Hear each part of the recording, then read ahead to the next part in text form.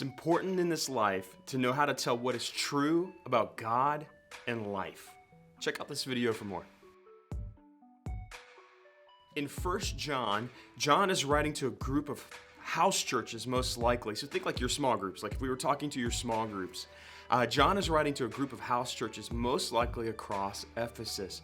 And as he does, he details two things about God. He says that God is both light and love. These are two big themes of 1 John.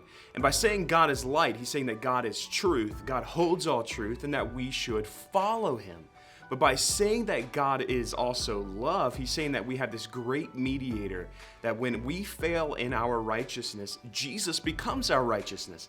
He died for us on the cross, resurrected from the dead, so that we could be forgiven and made new.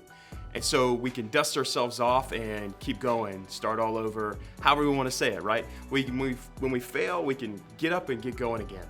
So he is light, he is truth, and we should follow his commands, and he is love, and he is the source of those two things.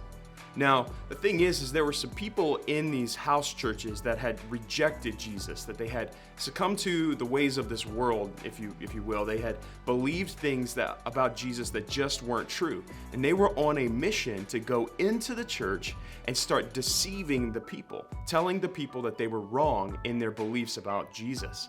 And so this is where 1 John chapter 4, verses 1 through 6 come in. And I'm actually going to read a little bit today. So let's follow along here.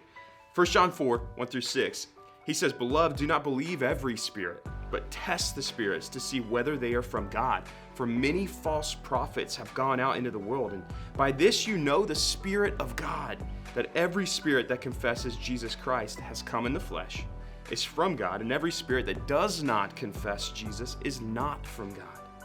This is the spirit of the Antichrist, which you heard was coming and now is in the world already." Listen to this. He says, little children. He's like, hey, people that I love so dearly, little children, you are from God and have overcome them. For he who is in you is greater than he who is in this world. They are from this world, therefore they speak from the world, and the world listens to them. We, us, here in the church, believers, we are from God. Whoever knows God listens to us. Whoever is not from God does not listen to us. By this we know the spirit of truth and the spirit of error. In this passage, John gives them first a warning. Hey, don't believe everything you hear. There are people out there trying to deceive you. Then he gives them instructions. He says, this is how you can know. He's like, hey, if these people are confessing that Jesus is from God, that they believe the Bible to be true, then you can listen to these people. You should be listening to these people. But there are still people out there who are lying and tell us false things about even the Bible. And so be careful. Every time you pick up the Bible, listen to the teaching that you have and say, that may not be true, but this is. And let's always go back to this to figure out what is true.